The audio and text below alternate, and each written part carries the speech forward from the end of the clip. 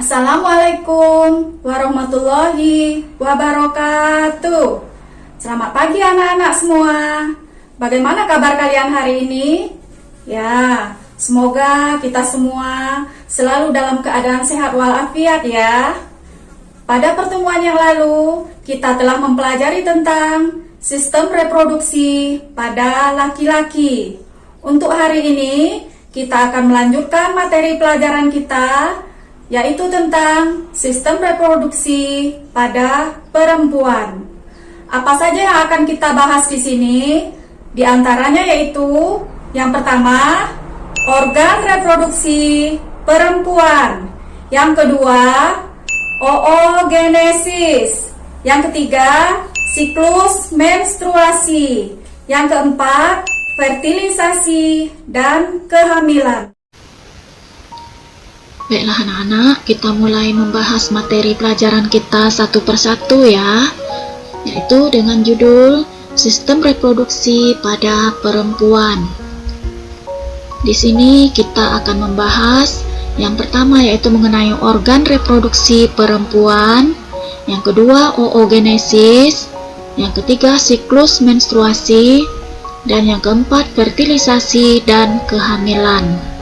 Kita masuk pada materi yang pertama, yaitu organ reproduksi perempuan.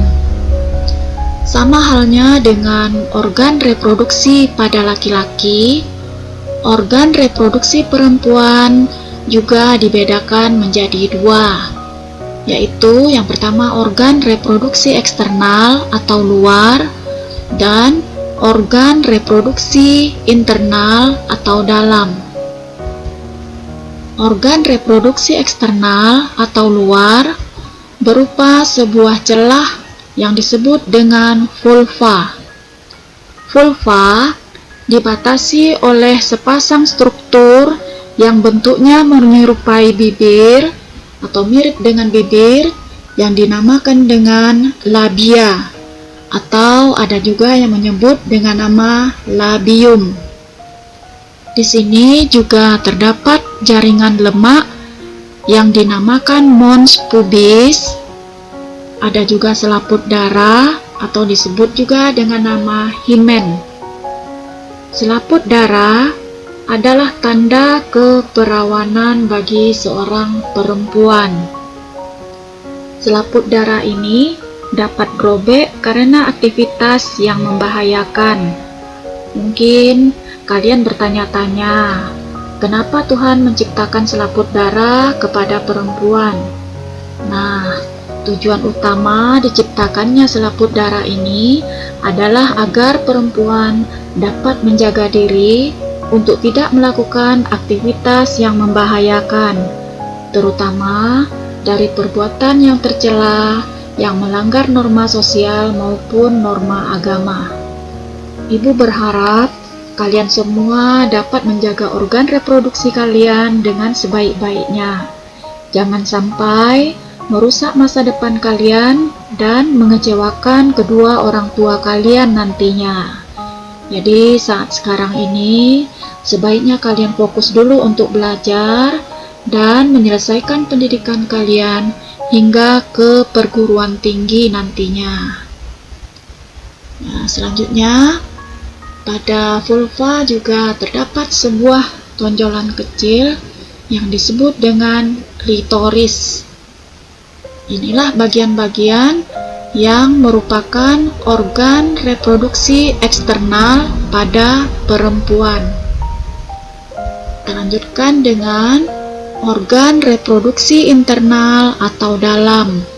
Yang termasuk ke dalam organ reproduksi internal adalah ovarium, tuba falopi atau saluran telur, infundibulum, uterus atau rahim, endometrium atau dinding rahim, cervix atau mulut rahim, dan vagina. Organ reproduksi internal atau organ dalam ini pada tubuh perempuan terletak di dalam rongga perut bagian bawah.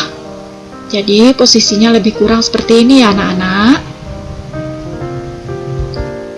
Kita kita bahas dulu organ reproduksi dalam. Yang pertama yaitu ovarium atau indung telur. Ovarium atau indung telur ini merupakan tempat untuk menghasilkan sel telur atau ovum, yaitu melalui proses oogenesis. Ovarium jumlahnya sepasang yang terletak di sebelah kanan dan kiri. Setiap bulan, ovarium akan menghasilkan satu buah sel telur secara bergantian antara ovarium sebelah kanan dengan ovarium sebelah kiri. Di ovarium juga dihasilkan hormon reproduksi, yaitu hormon estrogen dan hormon progesteron. Berikutnya adalah ovidu atau tuba Fallopi. Ovidu atau tuba Fallopi merupakan saluran memanjang dari ovarium menuju rahim, berfungsi sebagai tempat fertilisasi yang akan menghasilkan zigot atau sel anak. Ovidu atau tuba Fallopi ini juga sepasang, terletak di sebelah kanan dan kiri juga. Ini dia, dapat digambarkan seperti ini. Jadi ovidu atau tuba Fallopi ini menghubungkan antara ovarium dan rahim. Sini, ini menghubungkan antara ovarium dan rahim. Berikutnya adalah infundibulum. Infundibulum ini terdapat di bagian pangkal dari ovidu atau tuba Fallopi. Infundibulum dilengkapi dengan fimbre. Kalau dilihat wujudnya atau bentuknya, infundibulum ini seolah-olah menyerupai tangan manusia lengkap dengan jari-jarinya. Fungsi dari infundibulum dan fimbre yaitu untuk menangkap sel telur pada saat terjadi ovulasi. Jadi pada saat terjadi ovulasi atau pelepasan sel telur dari ovarium, nanti infundibulum dan fimbre akan menangkap sel telur, kemudian dibawanya masuk ke dalam ovidu atau tuba Fallopi. Berikutnya adalah uterus atau rahim. Fungsi dari uterus atau rahim adalah sebagai tempat perkembangan janin. Pada perempuan, ukuran uterus atau rahim ini berkisar 8 kali 5 cm. Ini ya, jadi berukuran kira-kira 8 kali 5 cm. Dan apabila perempuan hamil, maka uterus atau rahim ini dapat membesar atau mengembang hingga mencapai diameter 30 cm. Di lapisan dalam uterus atau rahim terdapat endometrium. Endometrium ini bisa robek dan mengeluarkan darah saat menstruasi. Mengenai menstruasi akan kita bahas nanti ya. Berikutnya adalah vagina. Vagina merupakan tempat keluarnya bayi saat dilahirkan. Vagina ini merupakan bagian paling bawah dari organ reproduksi internal pada perempuan. Vagina ini menghubungkan antara lingkungan luar dengan rahim. Di bagian atas vagina terdapat serviks yang disebut juga dengan leher rahim atau mulut rahim. Itulah bagian dari organ reproduksi perempuan. Berikutnya akan kita bahas mengenai oogenesis. Oogenesis adalah proses pembentukan dan pematangan ovum atau sel telur yang terjadi di dalam ovarium. Berbeda dengan spermatogenesis yang dimulai ketika anak laki-laki mulai memasuki masa pubertas. Sedangkan oogenesis dimulai sebelum anak perempuan lahir. Jadi ketika anak perempuan masih di dalam kandungan, proses oogenesis ini sudah dimulai. Lalu prosesnya akan berhenti setelah anak perempuan lahir dan selama masa kanak-kanak.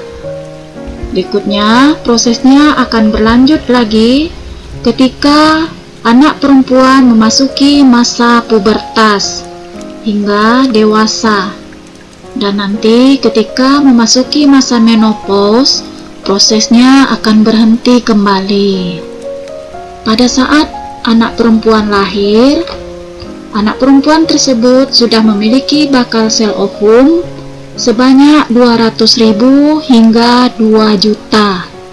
Namun, hanya sekitar 40.000 yang tersisa saat anak perempuan memasuki masa pubertas, dan hanya sekitar 400 yang akan matang atau berkembang sempurna.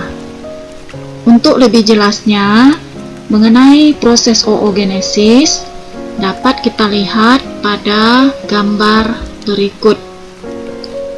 Nah, ini adalah bagan yang menjelaskan tentang tahap-tahapan yang akan dilalui pada peristiwa oogenesis.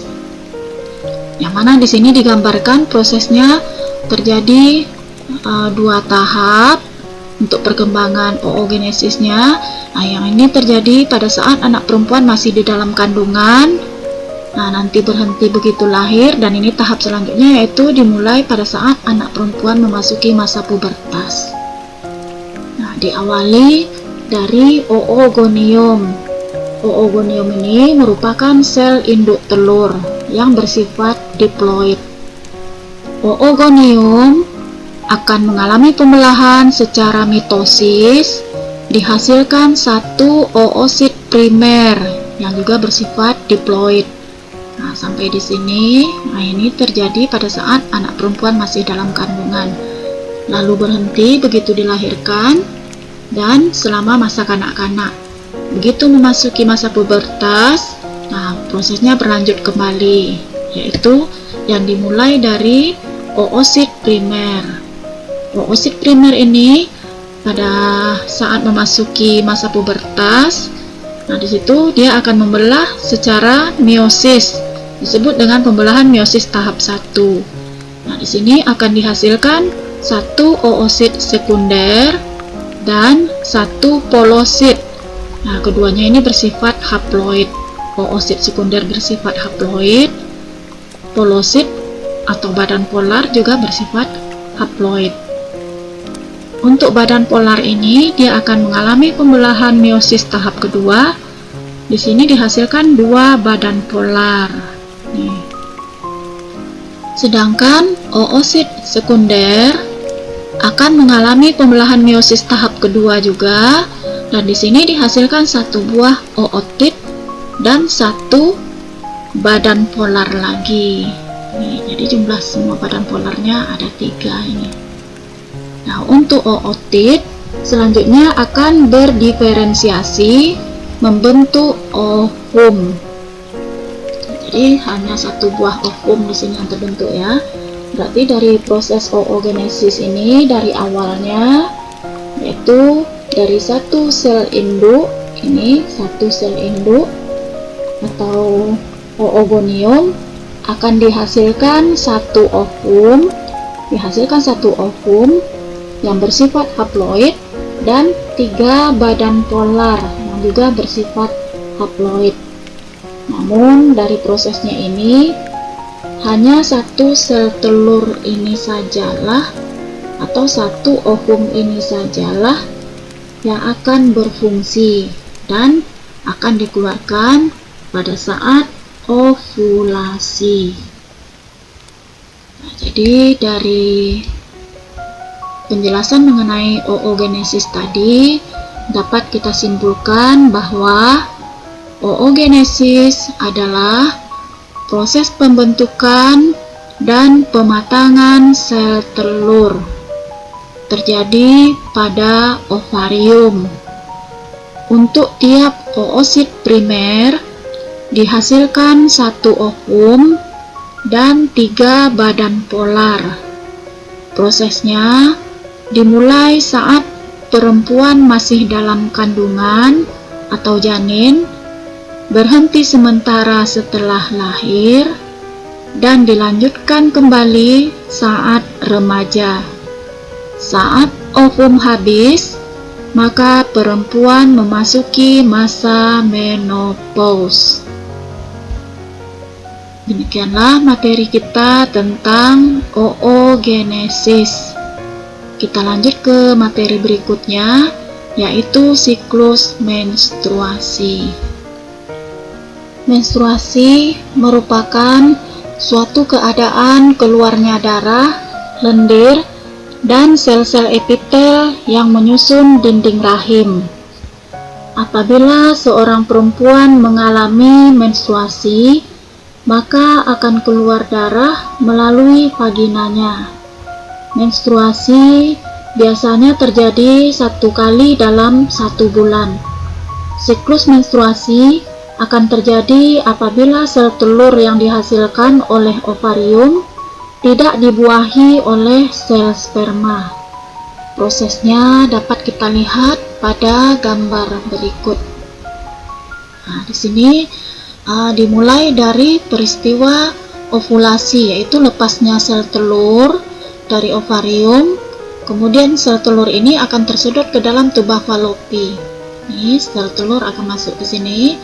Nah, sejalan dengan itu, lapisan rahim mulai menebal. Jadi ini lapisan dinding rahim ini mulai menebal dengan adanya pembuluh darah dan jaringan epitel di sini.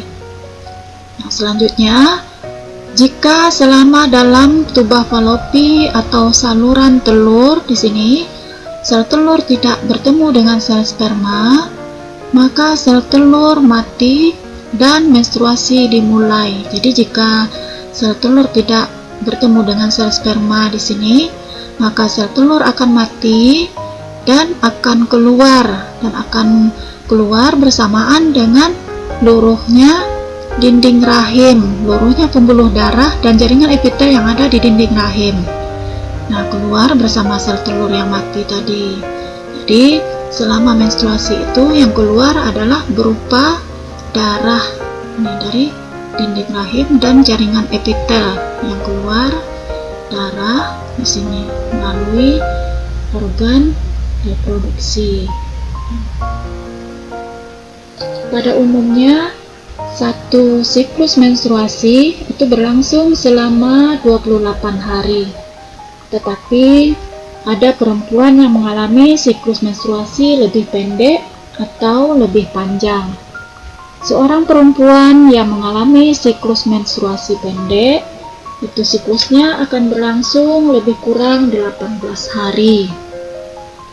Seorang perempuan yang mengalami menstruasi dengan siklus panjang, siklusnya akan berlangsung lebih kurang selama 40 hari.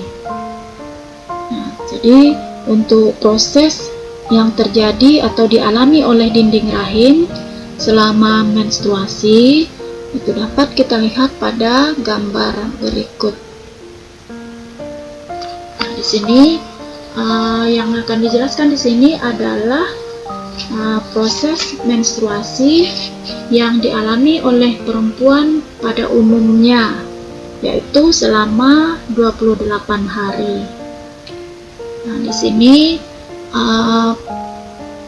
dapat dibagi menjadi 4 fase, ya, dari hari pertama hingga hari ke-28. Ini dapat dibagi menjadi 4 fase. Fase pertama yaitu fase menstruasi. Ini berlangsung dari hari pertama hingga hari ke-5. Fase kedua yaitu fase praovulasi. Ini dari hari ke-6 hingga hari ke-13. Fase yang ketiga yaitu fase ovulasi. Fase ini berada pada hari ke-14. Kemudian fase pasca ovulasi, yaitu dari hari ke-15 hingga hari ke-28. Nah, yang terjadi pada fase-fase ini, nah kita lihat di sini. Yang pertama pada fase menstruasi dulu ya, di sini.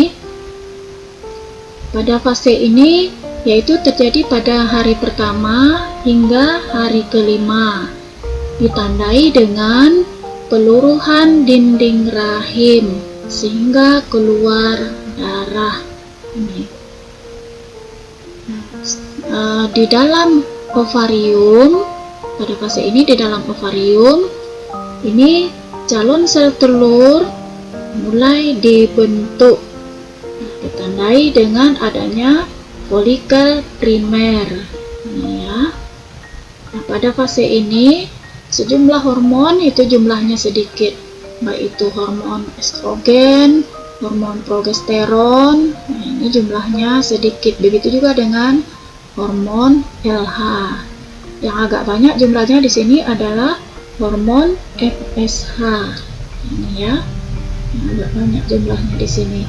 Karena hormon FSH ini dia berperan untuk memicu berkembangnya folikel di dalam ovarium. Ini berkembangnya folikel ini dipicu oleh hormon FSH. Makanya hormon FSH ini yang agak banyak jumlahnya di sini. Sedangkan hormon yang lain ini jumlahnya sedikit.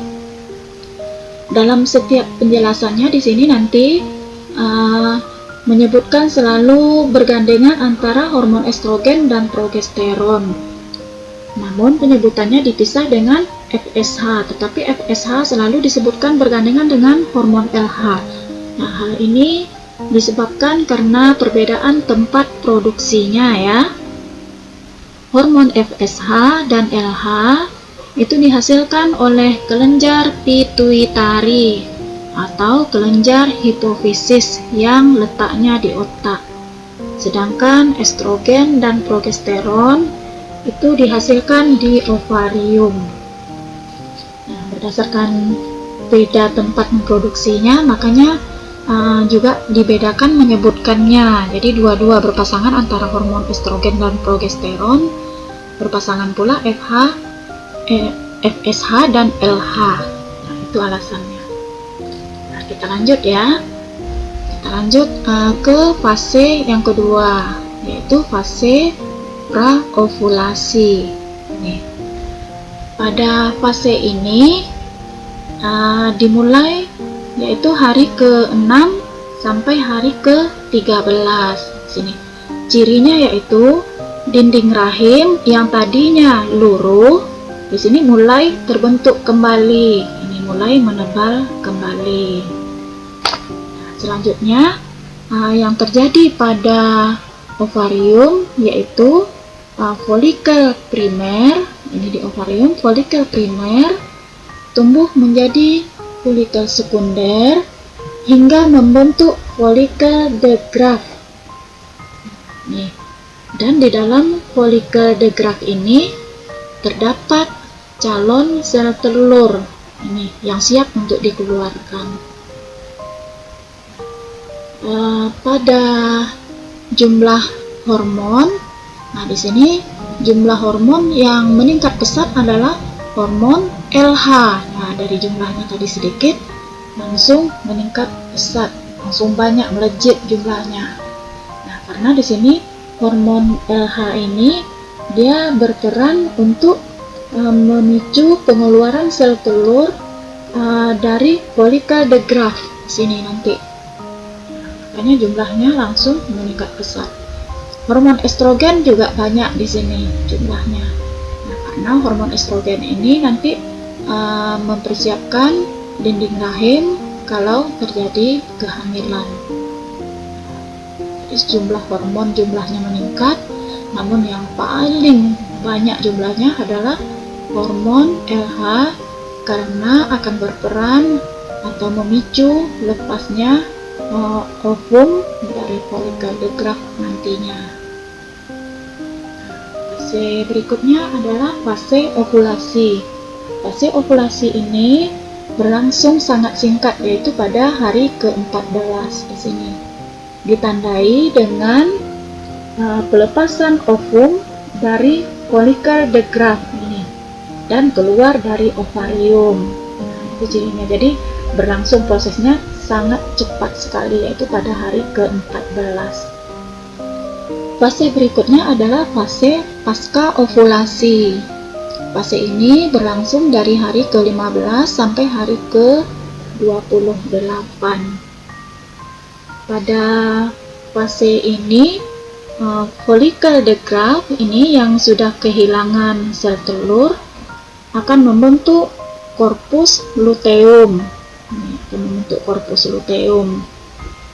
Kemudian corpus luteum ini, dengan adanya corpus luteum ini akan merangsang untuk menghasilkan hormon progesteron dalam jumlah yang banyak. Jadi hormon progesteron langsung melejit jumlahnya di sini. Karena terbentuknya follicle de Graaff tadi merangsang terbentuknya hormon progesteron. Nah, ini gunanya untuk penebalan dinding rahim untuk persiapan jika terjadi kehamilan. Nah, jika seandainya tidak terjadi kehamilan, maka corpus luteum ini akan menurut hingga membentuk corpus albicans ini. Dan selanjutnya proses menstruasi akan terulang kembali. Nah, kembali lagi ke awal di sini. Nah, begitu seterusnya. Nah, dari penjelasan mengenai menstruasi tadi, dapat kita simpulkan bahwa menstruasi adalah proses keluarnya darah, cairan jaringan, dan sel-sel epitel yang menyusun dinding rahim. Penyebab meluruhnya dinding rahim ketika sel telur tidak dibuahi oleh sel sperma, dipengaruhi oleh hormon estrogen dan progesteron, serta hormon LH dan FSH. Demikian tadi penjelasan mengenai siklus menstruasi. Dan kita lanjut ke materi berikutnya, yaitu fertilisasi dan kehamilan. Berikut adalah fertilisasi dan kehamilan. Fertilisasi adalah proses peleburan inti sel sperma dengan inti sel telur sehingga membentuk zigot yang terjadi di dalam tuba falopi atau saluran telur. Prosesnya dapat kita lihat pada gambar berikut ini, yaitu diawali dengan lepasnya sel telur dari ovarium. Kemudian sel telur ini masuk ke dalam tuba falopi. Jika di dalam tuba falopi ini sel telur bertemu dengan sel sperma, disinilah terjadi fertilisasi. Jadi fertilisasi yaitu peleburan inti sel telur dengan inti sel sperma, sehingga terbentuk zigot. Zigot yang dihasilkan akan mengalami pembelahan. Dari satu sel zigot membelah menjadi 2, kemudian membelah menjadi 4 sel, dan seterusnya. Pembelahan ini terjadi di dalam tuba falopi. Kemudian pembelahan terus berlanjut. Zigot terus membelah sehingga terbentuk sekumpulan sel yang menyerupai buah anggur disebut dengan morula. Kemudian morula ini terus mengalami pembelahan sehingga terbentuk blastosit. Blastosit selanjutnya menempel ke dalam endometrium yang disebut dengan proses implantasi. Selanjutnya akan terjadi kehamilan yang berlangsung selama 9 bulan. Tahap perkembangan embrio saat kehamilan adalah sebagai berikut. Pada bulan pertama masih berukuran 0,2 cm. Pada bulan kedua bayi mulai terbentuk. Pada bulan ketiga ibu sudah mulai merasakan gerakan halus dari bayi yang dikandungnya. Bulan keempat, organ mulai terbentuk. Baik itu tangan, kaki, dan organ tubuh lainnya sudah mulai terbentuk. Pada bulan kelima, organ semakin sempurna. Bulan keenam, wajah sudah mulai terbentuk. Bulan ketujuh, ini pengambilan nutrisi dari ibu sudah berlangsung melalui plasenta dan tali pusat. Pada bulan ke-8, bentuk bayi semakin sempurna. Dan memasuki bulan ke-9, posisi kepala bayi sudah berada di bawah, yaitu menghadap ke arah pinggul untuk persiapan kelahiran. Jadi proses kehamilan ini berlangsung selama 9 bulan.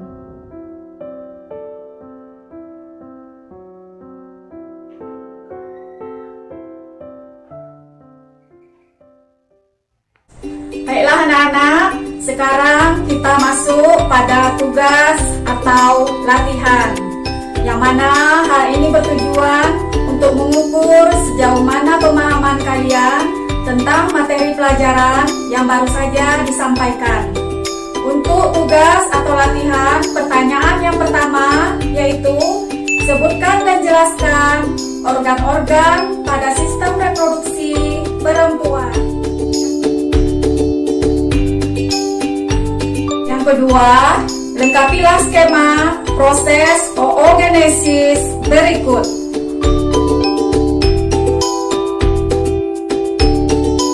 Pertanyaan ketiga, jelaskan proses menstruasi dan hormon yang berperan.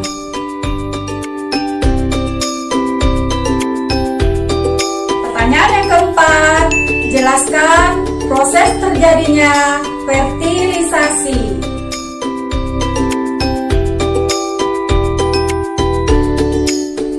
Demikianlah materi pelajaran kita pada hari ini, dan semoga ilmu yang didapatkan bisa bermanfaat untuk kehidupan kalian ke depannya.